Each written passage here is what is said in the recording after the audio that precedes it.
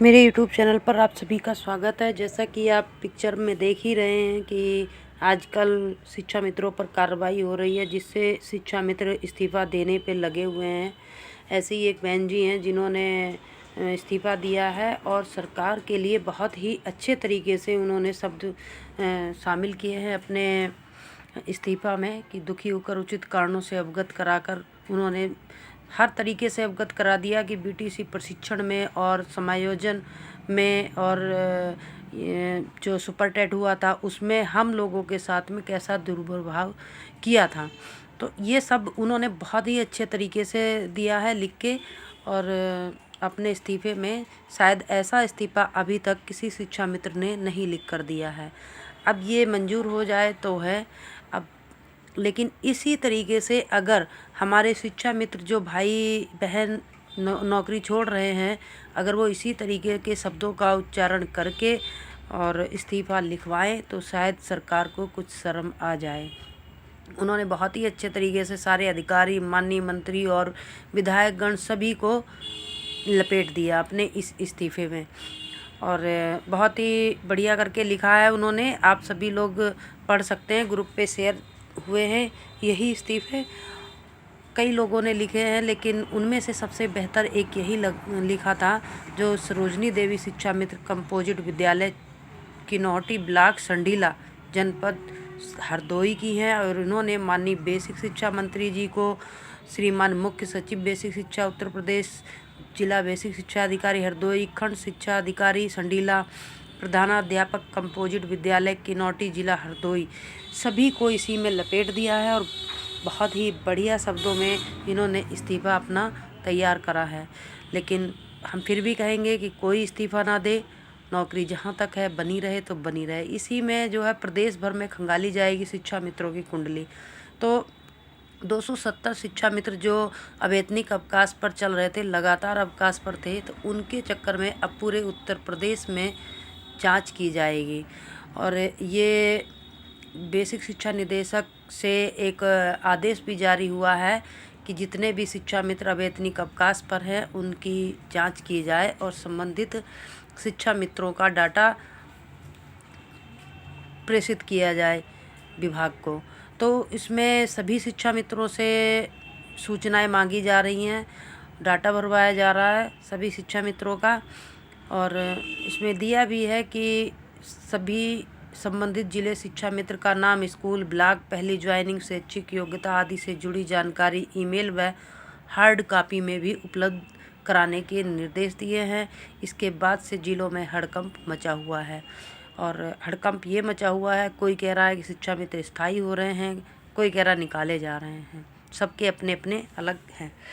तो इसी में कल कौशल कुमार सिंह जी विधायक जी से मिले थे कुछ लखनऊ में ही मंत्रियों से, तो उन्होंने उनसे वार्ता की कि शिक्षा मित्रों का कुछ कल्याण किया जाए। श्री चंद शर्मा जी ने भी मुख्यमंत्री जी से मुलाकात की है और उसके बाद बेसिक शिक्षा मंत्री जी से भी मुलाकात की कि शिक्षा मित्रों का कुछ कल्याण हो जाए। और श्री चंद शर्मा जी को हम धन्यवाद देते हैं, जिसको अजय सिंह ने अपनी पोस्ट में भी लिखा था। उत्तर प्रदेश प्राथमिक शिक्षा मित्र संघ के प्रदेश महामंत्री श्री सुशील यादव जी के नेतृत्व में आज माननीय बेसिक शिक्षा मंत्री संदीप सिंह जी सहित कई अन्य मंत्रीगण विधायकगणों से मुलाकात कर मानदेय वृद्धि के लिए निवेदन किया।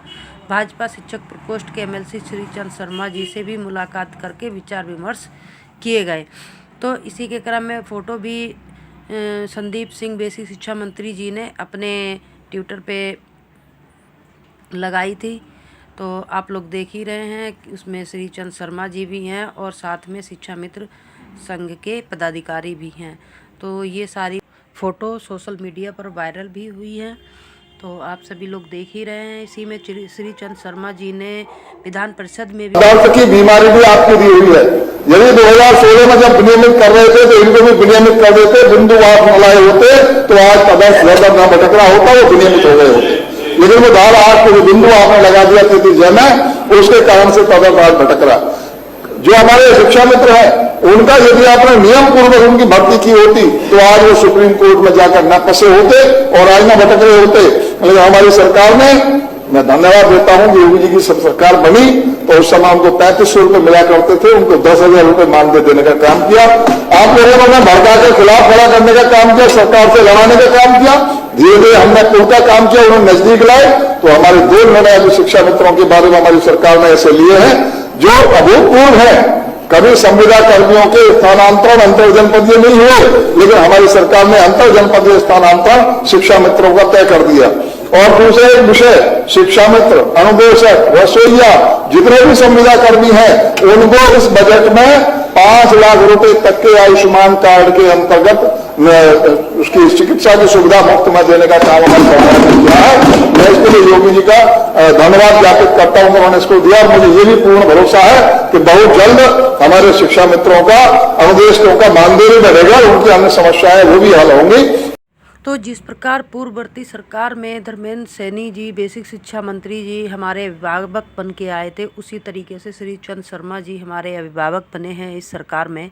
उनको कोटि कोटि धन्यवाद कि वो शिक्षा मित्र का मुद्दा और अनुदेशकों का, रसोइयों का, सभी के मुद्दे हर जगह उठाते हैं और पैरवी भी कर रहे हैं मुख्यमंत्री जी से और बेसिक शिक्षा मंत्री जी से मिलके।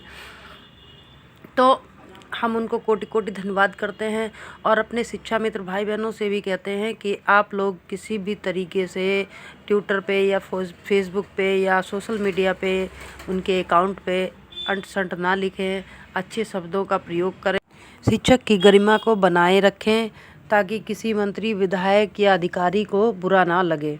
बल्कि मंत्री, विधायक और अधिकारियों के सोशल मीडिया के अकाउंट पर जाकर अनुनय विनय ही करें कि शिक्षा मित्रों का कुछ कल्याण हो जाए, जिससे और सभी शिक्षा मित्र अपने परिवार का लालन पालन अच्छी तरीके से कर सकें। और शिक्षा मित्र भाइयों से भी कहना चाहती हूँ कि किसी के बरगलाने पे ना आए, ना किसी को अपशब्द कहें, संगठन को भी नहीं, क्योंकि संगठन भी मेहनत कर रहा है। संगठन और जो इस समय संगठन काम कर रहा है उसकी तारीफ़ की जाएगी।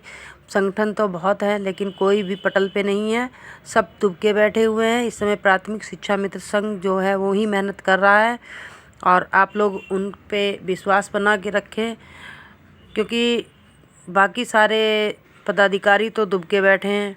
अब उनके लिए क्या कहा जा सके। अगर आज वो भी हाथ मिला लेते और कंधे से कंधा मिलाकर शिक्षा मित्रों की पैरवी करते तो शायद शिक्षा मित्रों का कल्याण हो सकता था, लेकिन उन्हें इससे कोई मतलब नहीं, उन्हें सिर्फ राजनीति करनी है। तो आप लोग ऐसे किसी फेक नेताओं पर विश्वास ना करें। और जो शिक्षा मित्र मेहनत कर रहे हैं उनमें अभय सिंह जी हैं, अजय सिंह जी हैं, गुड्डू सिंह जी हैं, सुशील यादव जी हैं, कुछ नेता हैं जो मेहनत कर रहे हैं। बाकी के सिर्फ टीआरपी लेने के लिए बीच बीच में अपनी पोस्ट घुमा देते हैं, जिस पे बिल्कुल भी विश्वास ना किया जाए। धन्यवाद।